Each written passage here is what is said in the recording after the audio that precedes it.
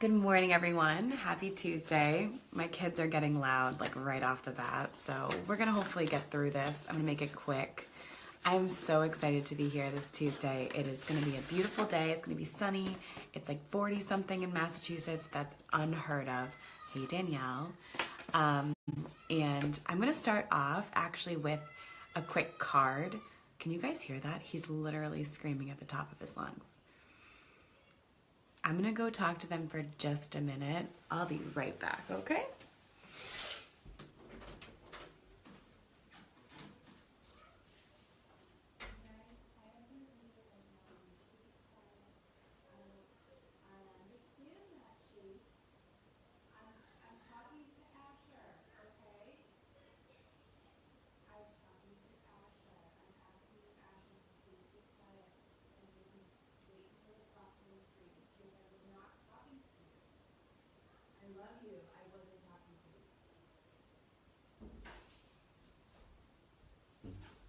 Okay, I'm back.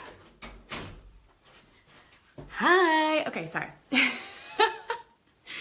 All right, so I'm so excited to share. So today I'm going to talk about the topics of guilt and shame, but I actually had a request to do a reading today, and I'm going to do another reading tomorrow, and then Friday, as you know, are my typical days for doing some intuitive stuff.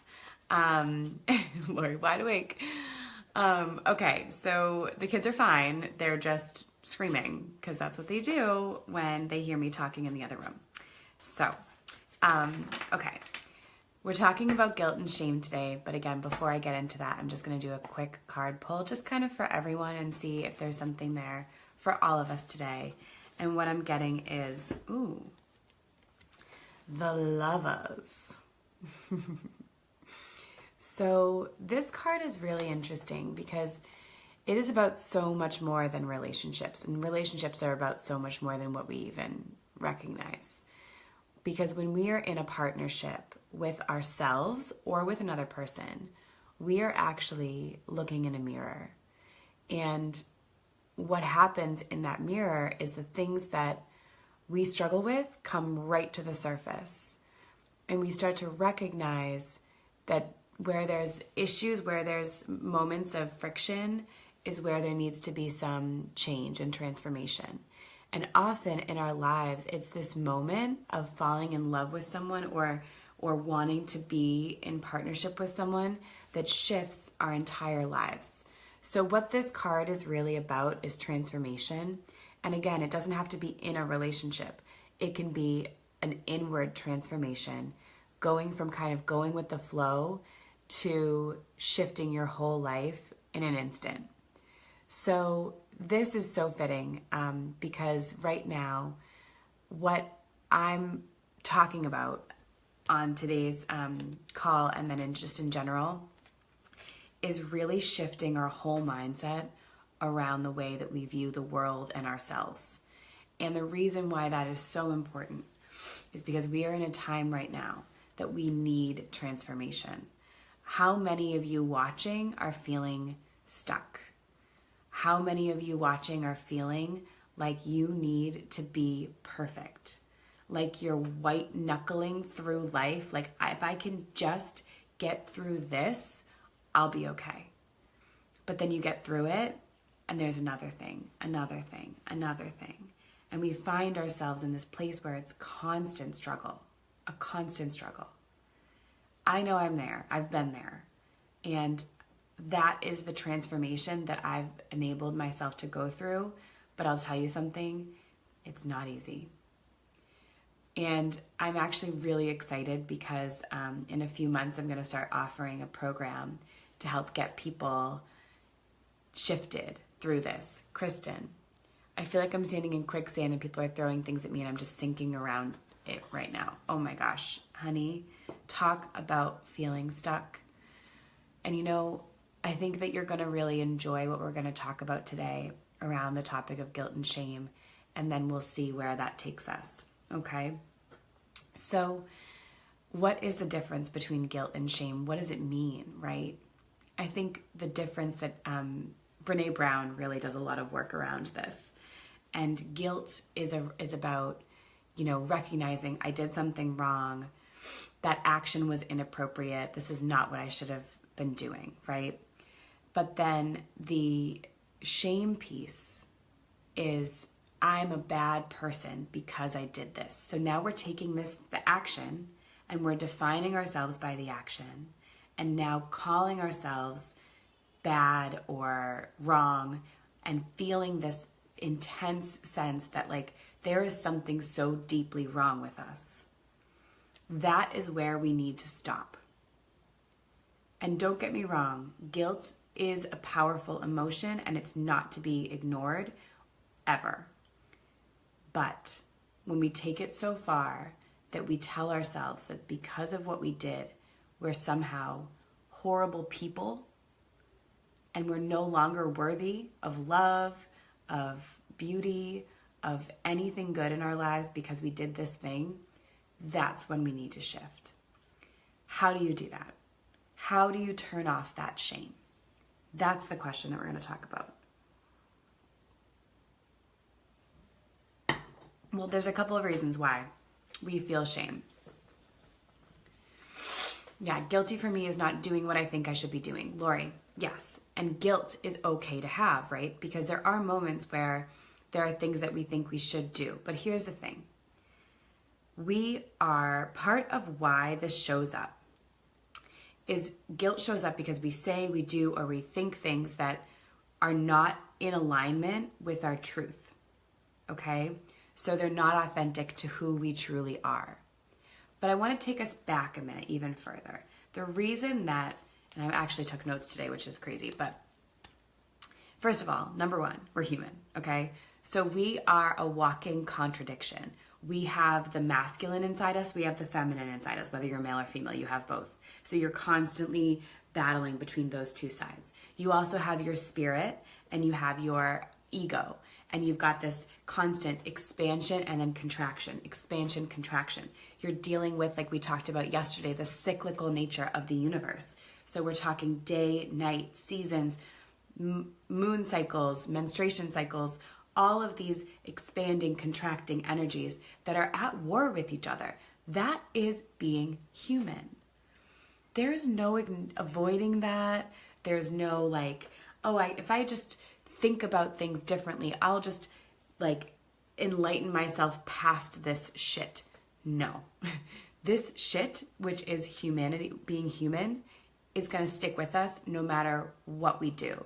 So if we can just take a second, all of us, and remind ourselves that we are going to be screwing up for the rest of our lives in some way, shape, or form, isn't that almost freeing? Isn't that almost freeing? Because even when we get to that next level of consciousness, there's something else that we're doing that we're not seeing, that when we recognize it, we feel shame around it. We feel guilt around it. So rather than saying, I need to be perfect and I need to white knuckle my way to life, what if we just said to ourselves, hey, I'm going to screw up a lot for the rest of my life because I was designed to do that. I was designed to do that. I'm human, I'm going to screw up, okay? So with that, let me ask you this.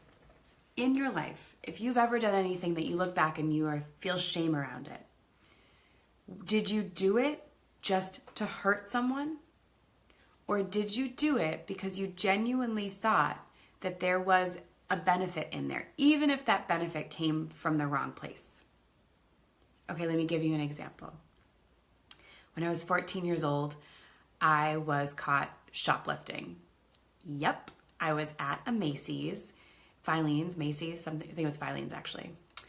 And I wanted this bracelet and I had no money and I was with my friend and I wanted to be cool, okay? So I had a motivation. My motivation was cute bracelet, no money, and I wanted to be cool. Now, those motivations are an issue, right? Because none of those things are valid and really as important as I thought they were at 14. But regardless, I thought that they outweighed the potential cost at the time. I wasn't trying to be horrible to the store. I wasn't trying to, get my friend in trouble, poor thing. I look back at that, I'm like, what was I thinking? Obviously, because I have guilt about it. Hello, it's obvious. But even though I have that, and even though it is pretty obvious and you look at it, at the time, I was not trying to do something that I would regret. I was coming from a place of lack of alignment with myself. But what I'm saying is that by recognizing that we're never really trying to be a jerk, we can forgive ourselves a little bit. We can kind of look at that 14-year-old self of mine and say, oh, honey, you were so misinformed. You had the wrong priorities then. You were out of your alignment. And that's human. And I can forgive you. It's okay. And what if we all looked at the inner parts of ourselves that are struggling, that inner child within, and said to them, you know what? It's okay, honey. It's okay. So that's one thing I really hope that we recognize. The other thing is that when we're acting from this place of not being in alignment, that's when we make those decisions.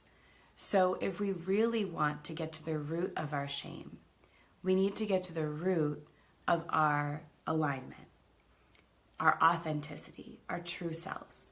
Because when we're connected with our true selves, no one can criticize anything we do, because we know it is 100% in alignment with who we truly are, with our greatest good, not with our fear or our junk or our guilt or our shame. It's not something we do out of trying to be cool or trying to prove ourselves, because we've found alignment regardless of the outside world.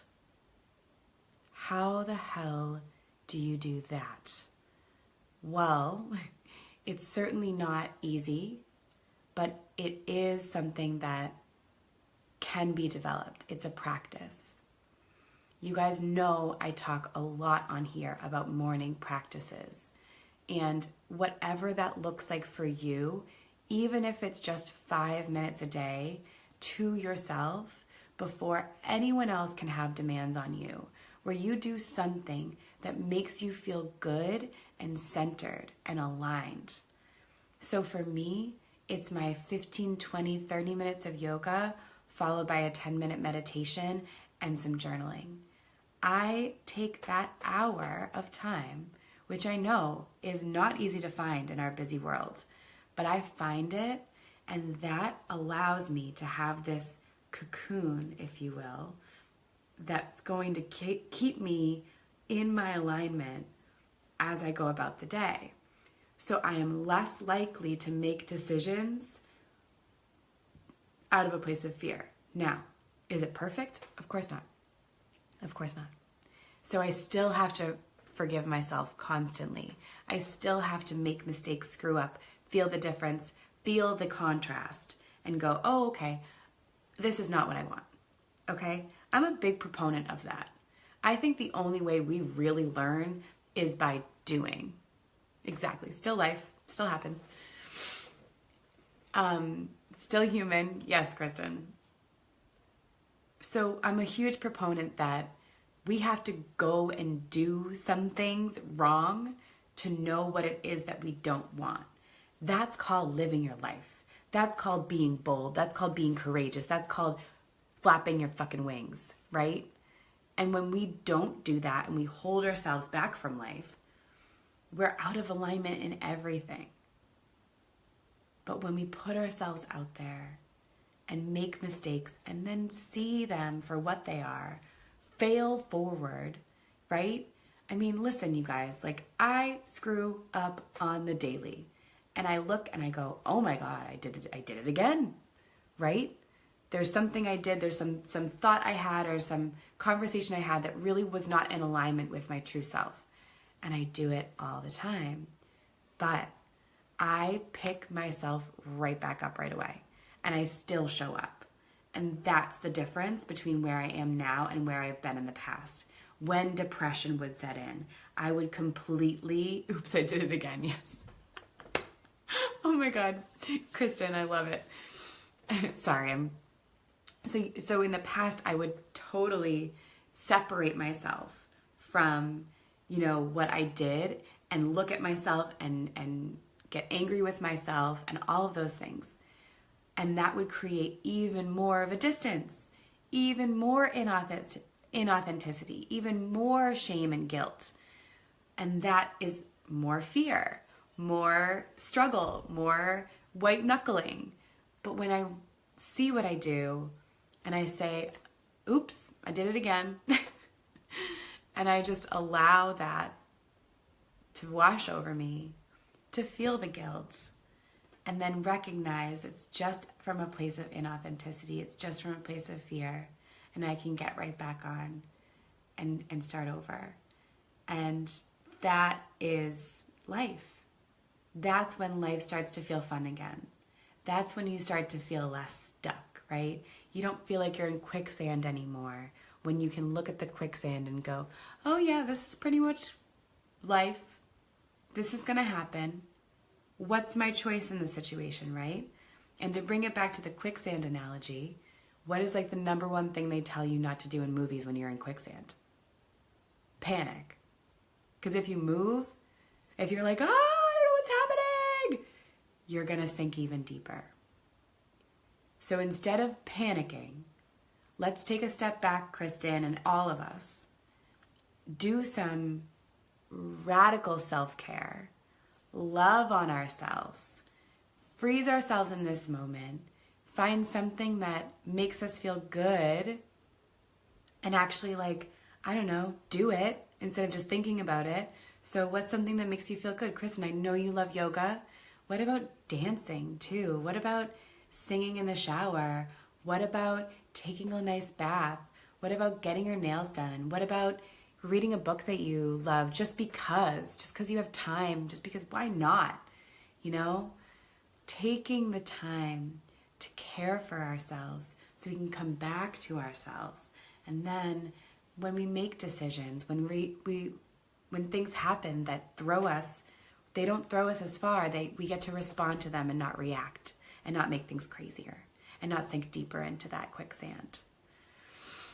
So, that is such an important lesson for me right now. So I literally am teaching what I'm going through, because I'm going through a time in my life where there is a lot of guilt in so many directions, and it's coming up like a tidal wave. And my choice right now is to either freak out and run in a circle while the tidal wave is coming, right? Or release. Allow the wave to wash over me. And then maybe if I have faith, I'm going to come to the surface. I met a woman in California going through some really tough stuff, health-wise. And I asked her, what is it? When in your life have you found yourself surrendering? Have you ever surrendered?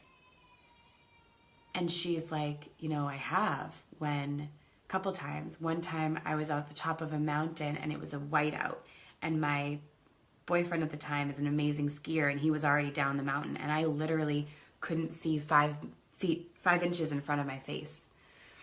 And I could have, it was steep. I don't know. I couldn't tell where I was going. And I just had to surrender to that mountain and let myself go down and make it to the bottom. She said another time she was scuba diving. She fell off the side of this boat and her light wasn't working. She was scuba diving at night. And, she didn't fall off the boat. She went into the water. Her light wasn't working, and then something else wasn't working that she needed. And I think her oxygen wasn't working enough or something. And here she is in pitch black ocean, okay, middle of the ocean. She can't get in contact with her partner who was with her. She couldn't see anything. She couldn't breathe. And she was so scared, and she started to hyperventilate. The air wasn't coming enough, and she was like, oh God, I'm going to die, right? And then she realized that she had to just surrender. And the next thing you know, she found herself floating to the surface, got to the surface, blew her whistle, was picked up by the boat. She was fine. But it's such an important lesson that sometimes when we're in the midst of the guilt and the shame and the drama and the like, why is this happening to me? We just have to take a step back, surrender. Know that this is part of the cycle. This is part of the contraction, that there will be an expansion. This is only a moment, and we're not alone. You're not alone. If you're going through any of this stuff, talk to me. I'm here, and I've been there. So I love you guys. Enjoy the beautiful weather today. If you're in New England, it's going to be like 40s and sunny, 50s and sunny, which is awesome. So thank you all for watching. I cannot tell you, this is what keeps me going right now. These interviews, these that I'm doing on the Wealthy Lightworker, as well as this daily video, it gives me so much joy. So I wanted to thank you all so much for watching, and any requests on topics or things you want me to talk about, let me know. Okay? I love you. Mwah. Have a beautiful day. Bye-bye.